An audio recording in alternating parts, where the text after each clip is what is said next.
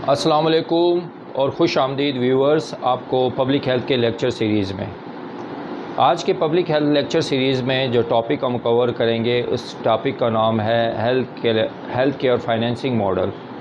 कि health care में जो फाइनेंसिंग होती है उसका जो तरीक़ेकार है वो कैसे होता है।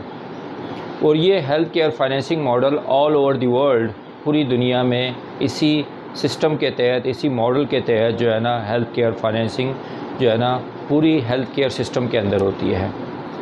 इस हेल्थ केयर फाइनेंसिंग मॉडल के जो है ना 3 मेन पूल है। द फर्स्ट जो पूल है वो है कि हेल्थ केयर के अंदर हेल्थ केयर जो फाइनेंसिंग है, फाइनेंसिंग विदिन हेल्थ सिस्टम किस तरह से होती है। दी फर्स्ट आर्म है जो लेफ़्ट साइड पे कि हेल्थ केयर के अंदर जो फाइनेंसिंग होती है वो हेल्थ केयर सिस्टम के अंदर वो किस तरह से होती है। तो सबसे पहले इसका है कि रिसोर्सेज कैसे जनरेट होता है, रिसोर्सेज जनरेशन कैसे होती है,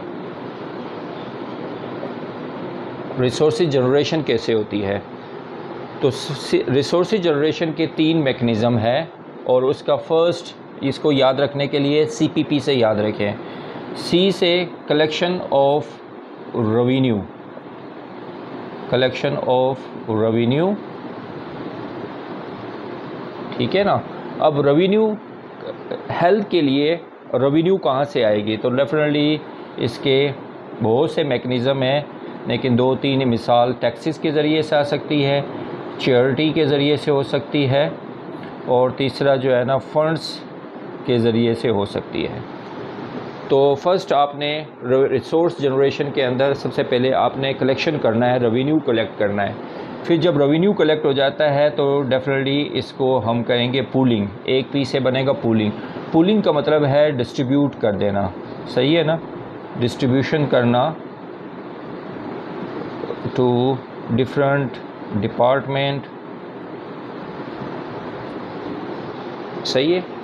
और फिर इसके बाद तीसरे पी से होती है purchasing. Purchasing health care finance, purchasing के लिए क्या क्या करेंगे आप, HR परचेज़ करेंगे मार्केट से, मेडिसन, ठीक है ना, टेक्नोलॉजीज़, ठीक है ना, टेक्नोलॉजीज़, मेडिसन्स, इन्वेंट्रीज़ और HR, ये सारे वो है जिसके साथ परचेज़ करके आप हेल्थ केयर फाइनेंसिंग के मैकेनिज़्म के या आउटपुट को सर्विसेज जो है ना दे सकते हैं। अच्छा, इन तीनों मैकेनिज़्म को, कलेक्शन, पूलिंग और परचेजिंग को स्ट्रिक्टली मॉनिटर और एवोल्यूएट करने के लिए आपको क्या चाहिए, स्टीवर्डशिप या गवर्नेंस चाहिए, या फिर इसको हम कहते हैं ओवरसाइट करना। और ये कब होगा, जब गुड स्टीवर्डशिप होगी, गुड गवर्नेंस होगा और गुड ओवरसाइट होगा, तो आपकी ये तीनों मैकेनिज़्म प्रॉपरली जो है ना फंक्शनल होंगे। जब ये तीनों गुड गवर्नेंस के ज़रिए से, गुड स्टीवर्डशिप और ओवरसाइट के ज़रिए से आपकी क्या होगी, आउटपुट क्या बनेगी, क्वालिटी सर्विसेज जो है ना वो आपकी आउटपुट होगी, जो आप प्रोवाइड करेंगे कम्युनिटी को या पीपल्स को। और इन सब की जो बेनिफिट्स हैं वो किस फॉर्म में निकल के आएंगे। वो जो मिडल पूल जो है वो universal health coverage intermediate goals को आपने अचीव करना है। इंटरमीडिएट गोल की कवरेज करनी है, गोल कवरेज करना है, ठीक है ना, इंटरमीडिएट गोल्स की जो है ना कवरेज करनी है। अब यूनिवर्सल इंटरमीडिएट गोल्स की कवरेज के लिए ये 3 मैकेनिज़्म है, इसको याद करना है, EETA। नाउ 1E इक्विटी होनी चाहिए, resources, equity in resource allocation.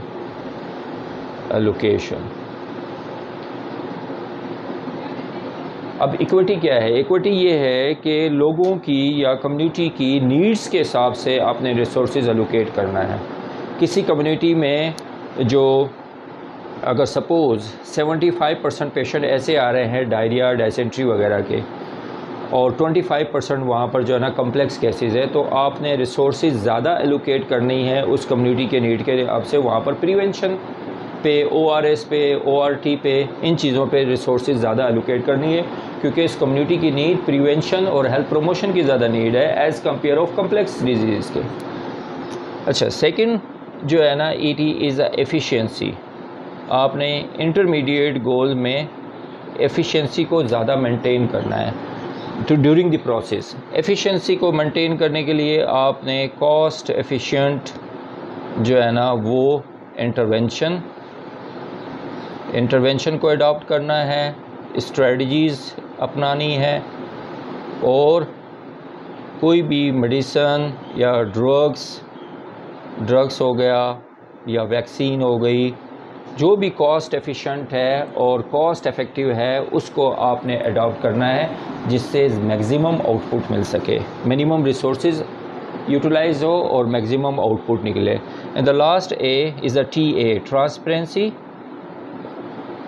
During the intermediate transparency and accountability को मेंटेन करना है at the every level, specially at the process level. जहाँ पे रिसोर्सेज और फाइनेंस का मसला हो, वहाँ पर ट्रांसपेरेंसी और अकाउंटेबिलिटी को जो है ना आपने मेंटेन करना है। इट मीन्स आपने क्या करना है, ऐसा मैकेनिज़्म, ऐसा मेथड यूज़ करना है जिससे कम से कम रिसोर्सेज की लीकेज कम हो, और इससे रिसोर्सेज के लीकेज को कम करने के लिए आपने करप्शन पे कंट्रोल करना है, आपने एम्बेजलमेंट पे कंट्रोल करना है, आपने नेपोटिज्म पे कंट्रोल करना है, कॉर्नियज़म पे कंट्रोल करना है, अनड्यू फेवरेटिज्म पे कंट्रोल करना है। ये वो सारे मैकेनिज़्म है जिसको, और आपने मेरिट करनी है। इन दी मेरिट के बेस पे जो है ना आपने डिसीजन लेना है, पॉलिसी मेकिंग करनी है, तो आपकी ट्रांसपेरेंसी और अकाउंटेबिलिटी जो है ना इम्प्रूव होगी, और हॉनेस्टी और इंटीग्रिटी को मेंटेन करना है। एंड द विसल ब्लोअर को आपने प्रोटेक्शन देनी है। Whistle blower are those people which is are mentioned you are give the information about the leakage of the resources. तो ऐसे विसल ब्लोअर को आपने प्रोटेक्शन देनी है। अब लास्ट में जो लेफ़्ट पूल है वो है आपका फाइनेंशियल, जो राइट पूल है फाइनेंशियल कवरेज गोल, वो आपने अचीव करनी है under the umbrella of the health care financing model. इसके जो याद रखने के लिए आपने UN, FP and EF and Q. Now what is the UN means utilization of needs होनी चाहिए, utilization of the health care needs.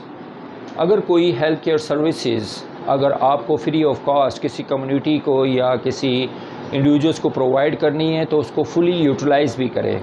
जितनी यूटिलाइजेशन ज़्यादा होगी उतनी हेल्थ कवरेज या हेल्थ केयर की एक्सेस, अगर एक्सेस अच्छी होगी, अफोर्डेबिलिटी अच्छी होगी, अवेलेबिलिटी अच्छी होगी, अवेलेबिलिटी, अफोर्डेबिलिटी और एक्सेसिबिलिटी, ये तीनों चीज़ें किसी भी हेल्थ केयर सिस्टम के अंदर अगर उसकी जो कैरेक्टरिस्टिक होगी, तो उसमें यूटिलाइजेशन ऑफ द नीड्स जो है ना वो ज़्यादा होगी, ज़्यादा कवर होगी। And the second one is the आपने financial protection, FP financial protection को मेंटेन करना है। And the second one is the efficiency of finance को भी मेंटेन करना है। फाइनेंशियल प्रोटेक्शन कैसे होगी? जब फाइनल प्रोटेक्शन ऐसे होगी जब हेल्थ केयर फाइनेंशिंग मॉडल में आप अपनी कम्युनिटी को, अपनी सिटीज़न को कोई भी गवर्नमेंट या तो बिस्मार्क मॉडल के ज़रिए से या बेवरेज मॉडल के ज़रिए से या national social health insurance scheme के लिहाज से जितनी लोगों को सोशल या free of cost health care services provide करती है, तो उनकी फाइनेंशियल प्रोटेक्शन हो सकती है, वो फाइनेंशियल हेल्थ एक्सपेंडिचर के हार्डशिप में नहीं जाएंगे। तो ये होती है सोशल हेल्थ प्रोटेक्शन मॉडल, जो हेल्थ केयर फाइनेंसिंग मॉडल के अंदर उसका मेन कंपोनेंट है, जो उसकी लास्ट कवरेज है। And the last one is the quality improvement. Quality improvement under the umbrella of the health care financing, जो लास्ट अल्टीमेट जो फाइनेंसिंग कवरेज गोल है वो है क्वालिटी इम्प्रूवमेंट। क्वालिटी इम्प्रूवमेंट तब होगी जब ये सारे मैकेनिज़्म जो है ना प्रॉपरली काम करेंगे। अपना HR जब आप यहाँ पर इनिशियल लेवल जब आप HR को जब परचेज़ करते हैं या हायर करते हैं या रिक्रूट करते हैं, it should B expert on the merit base. जब मेरिट पे होगी, मेडिसिन जब आप परचेज़ करेंगे तो आप क्वालिटी वाली मेडिसिन जो है ना परचेज़ करेंगे, सब स्टैंडर्ड मेडिसिन से जो है ना आप अवॉइड करेंगे। And the third one is the technology, जो भी बायोमेट्रिक टेक्नोलॉजीज़ या इन्वेंट्रीज जब आप परचेज़ करते हैं as the part of the good governance, it should be a quality चीज़ों को मेंटेन करने के लिए, इन सब चीज़ों क्वालिटी मेंटेन करने के लिए इनिशियली स्टेज लेवल पे आपने ट्रांसपेरेंसी और अकाउंटेबिलिटी को जो है ना मेंटेन करना है। जब ट्रांसपेरेंट होगा, अकाउंटेबल होंगे, everyone for their is integrity and honesty जब आपकी प्रोसेस के अंदर होगी, तो ये तीनों कवरेज, तीनों गोल जो है ना अचीव होंगे और आपकी क्वालिटी अल्टीमेट इम्प्रूव होगी। सो मैं उम्मीद करता हूँ आज के लेक्चर में जो हमने जो मॉडल पढ़ा, उसका मॉडल का नाम है हेल्थ केयर फाइनेंसिंग मॉडल। और हेल्थ केयर फाइनेंसिंग मॉडल में हमने 3 पूल पढ़े, किस तरह से रेवेन्यू जनरेट होता है और रेवेन्यू जनरेशन करने के बाद यूनिवर्सल इंटरमीडिएट गोल को कैसे अचीव किया जाता है, और लास्ट में हमने फाइनेंशियल कवरेज गोल्स को कैसे अचीव करना है। इसी तरह के मालूमाती लेक्चर के ज़रिए के लिए आप HPH यूट्यूब चैनल के साथ अटैच रहे। आखिरी में आपसे रिक्वेस्ट करता हूँ सब्सक्राइब करें और प्रेस द बेल आइकॉन को प्रेस करें, ताकि जैसे ही न्यू लेक्चर मैं यूट्यूब चैनल पे अपलोड करूँगा तो आप तक रसाई होगी। Thank you so much. अल्लाह हाफिज़। अपना ख्याल रखिएगा।